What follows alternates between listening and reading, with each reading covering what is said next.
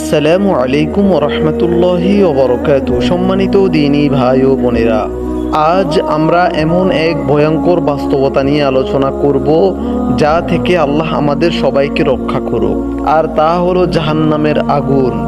কোরআন ও হাদিসে বারবার জাহান্নামের আগুনের ভয়াবহতা বর্ণনা করা হয়েছে যেন মানুষ সঠিক পথে ফিরে আসে।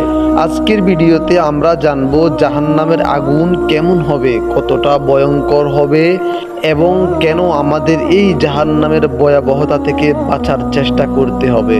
আল্লাহ পাক রব্বুল আলামিন পবিত্র কুরআন শরীফের সূরা মুলুকের 6 এবং 7 নম্বর আয়াতে ইরশাদ করেন, যারা তাদের রবকে অস্বীকার করেছে তাদের জন্য রয়েছে জাহান্নামের শাস্তি, আর তা কতই না নিকৃষ্ট স্থান।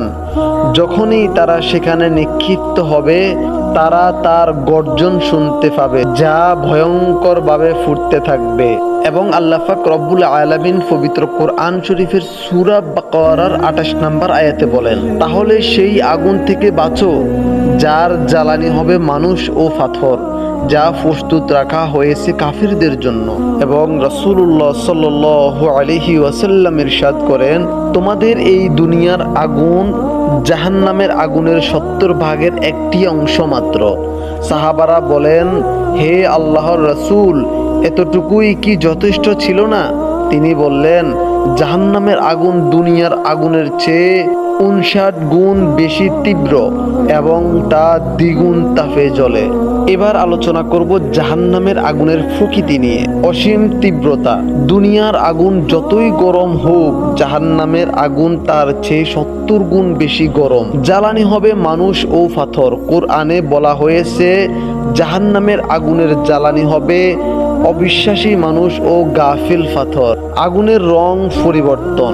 হাদিসে এসেছে প্রথমে আগুন লাল হবে, তারপর সাদা, এরপর কালো, যতক্ষণ না তা চরম উত্তাপে পৌঁছায়। গর্জন ও ক্রোধ।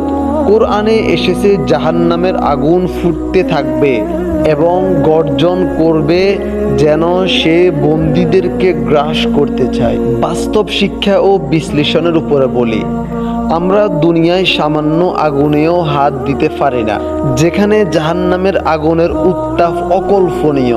আজকের সমাজে অনেকেই গুনাহকে ছোট মনে করে, নামাজ ত্যাগ করে, হারামকে হালাল ভাবে গ্রহণ করে। এগুলোই ধীরে ধীরে জাহান্নামের পথে নিয়ে যাবে। আল্লাহ আমাদের সতর্ক করেছেন, তার রহমত সীমাহীন, কিন্তু শাস্তি থেকে বাঁচতে হলে তওবা করতে হবে, ফরজ ইবাদত পালন করতে হবে এবং হারাম থেকে বিরত থাকতে হবে। উপসংহার হিসেবে কিছু কথা বলি, প্রিয় ভাই ও বোনেরা, জাহান্নামের আগুন কোনো গল্প নয়, এটি বাস্তব। আমরা যেন আজ থেকেই গুনাহ থেকে বাঁচি, আল্লাহর কাছে ক্ষমা চাই এবং জান্নাতের জন্য চেষ্টা করি। মনে রাখুন, এই আগুন থেকে বাঁচার একমাত্র পথ ঈমান, নেক আমল এবং আল্লাহর রহমতের আশ্রয় ছাড়া অন্য কিছু কখনোই সম্ভব না। আল্লাহ পাক রব্বুল আলামিন আমাদের সকলকে এই পাপগুলো থেকে বাহির হয়ে এসে নিজেরা জান্নাত কামাই করতে পারবো সেই রকম তৌফিক দান করুক। এতক্ষণ পর্যন্ত ভিডিওটি দেখে থাকলে আপনাকে অসংখ্য ধন্যবাদ।